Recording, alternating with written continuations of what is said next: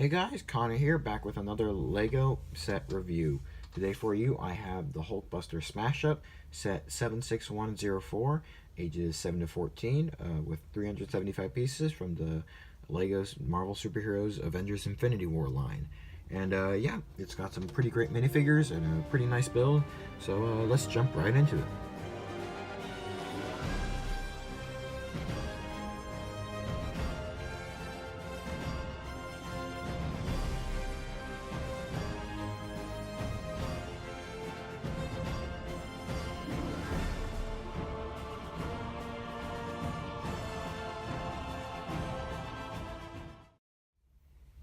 Anyway, starting off with our Falcon minifigure, as you can see, starting from top to bottom, he has that fin hair piece, which fits very well with the Falcon's character.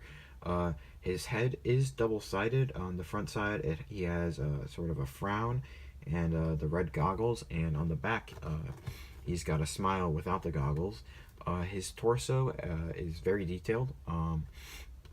Has all the good marks, yeah.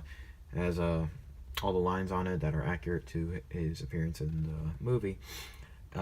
He has just basic gray arms and basic black hands. He has basic black legs, which is kind of disappointing, hoping we'd get some leg detailing with him. But other than that, now the jetpack is actually pretty cool. It is in some ways an improvement from the Civil War one, but in some ways a downgrade. The Civil War one looked more accurate with just the fact that the overall shape and printing on it. But this one, you can post the wings, which is much more accurate to the movie. And also the red wing on this one is much more smaller, and it just looks better and fits better. But yeah, that's pretty much it for the Falcon, and let's move on to our next figure. For our next figure, we have Bruce Banner, and correct me if I'm wrong, but I'm pretty sure this is the exact same Bruce Banner we got in the Thor Ragnarok sets, which, in my opinion, now this is my opinion, is kind of a disappointment because I don't believe this looks anything like the MCU Bruce Banner. For instance, the MCU Bruce Banner does not have Anakin Skywalker hair. However, getting a black Anakin Skywalker hair is nice because we don't get too many of those. But now for the head, as you can see, has a pretty basic expression on this side of the head. But if we go ahead and turn that around, he has those like glowing green eyes and an angrier face to show his transformation into the Hulk. And I think that's a pretty cool facial expression. The rest of his body is pretty basic.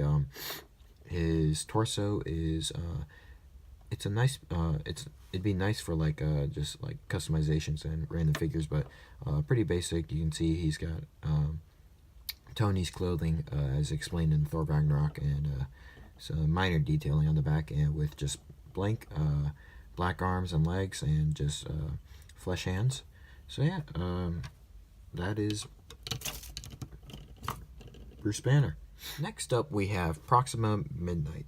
And this is actually a pretty cool figure. I mean, so we got that new hair piece that has the horns molded into it, and which looks nice. And the actual hair color is accurate, and it's an overall pretty cool piece.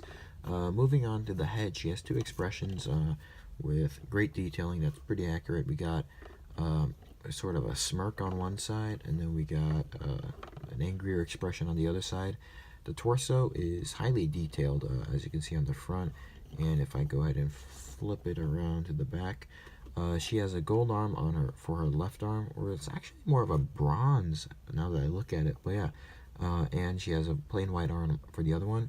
Her weapon is a lightsaber handle with two blade pieces attached to it, and she has basic black legs, so kind of a bummer we didn't get leg printing, but the torso and I think just everything else pretty much make up for it. So yeah, moving on to the last figure. And here we have an Outrider, and I've already covered the Outrider figure in my last review, but so go check that out.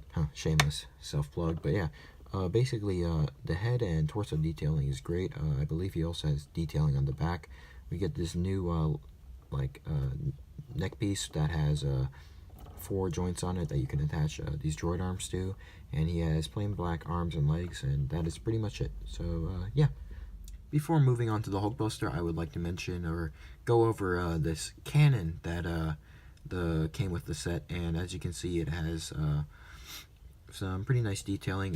In the back, you have this little compartment that will open, and you can put the Infinity Stone in there. Also, there's a playability feature that I will show you with the Hulkbuster, where if you hit the front of the cannon, it will snap down like that, and you can easily just put that back up. Also, the actual playability feature is if you, I'm going to bend this down to show, but if you squeeze the front part of the cannon, it will shoot the ball, and that broke something, but yeah, so that's pretty much the cannon. Alrighty, so here we have the actual Hulkbuster itself, and as you can see, I would say, in my opinion, that is a heavy improvement from the first Hulkbuster. As you can see, the print on the helmet is obviously more accurate to the current one, but it is just highly more detailed. It's got more stickers on it, where the first one actually had none on it, and just overall the detailing and the articulation is actually about the same, unless you count the toe articulation down here, but other than that, yeah, just the way it articulates is much better.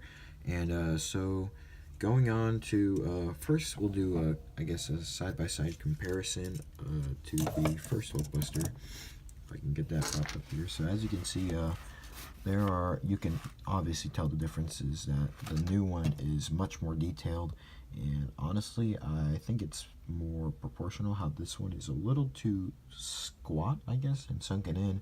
And this one is a little taller, but other than that, that's pretty much it. And so I go re-prop up my camera here, move him back into frame. So as you can see, I guess we'll go with the playability features first. So basically, for articulation wise, he's got shoulder articulation, he's got elbow articulation, he's got I don't know if that was on camera, but yeah, he's got finger articulation, he's got thigh articulation like that, he's got, I guess, ankle, well actually, yeah, ankle articulation, no knee articulation, but yeah, ankle articulation and toe articulation. And then in the front, to put a minifigure in, you open the hatch as usual, and then these two pieces fold out and this folds down. And let's go ahead and grab our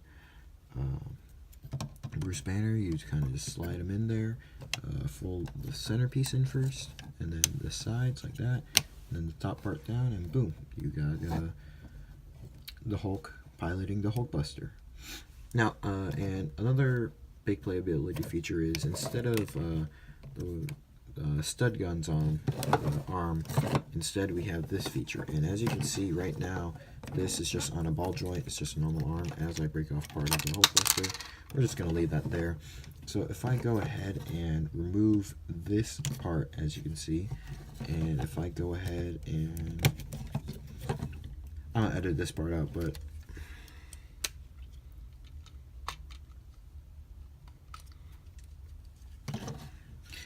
yeah, so if I go ahead and remove this piece and put this back on, you can see that if I rotate this, it moves this arm up and down, which is supposed to hit the cannon, and which is that playability feature I showed you earlier. So yeah, if you want, it's got a full 360 that you can do, and yeah, that's pretty much it for the Hulkbuster. So I'll go ahead and wrap up this video. Anyway guys, that was my Lego Hulkbuster Smash Up review. Hope you guys enjoyed. Make sure to check out Jay and I's Twitter accounts, which are in our YouTube bio. So we'll be posting sneak peeks, just basic updates there. So yeah, go check that out. And hope you guys enjoyed. Thanks for watching. Leave a like, comment, and subscribe if you want. Anyway, I will see you in the next video. Bye.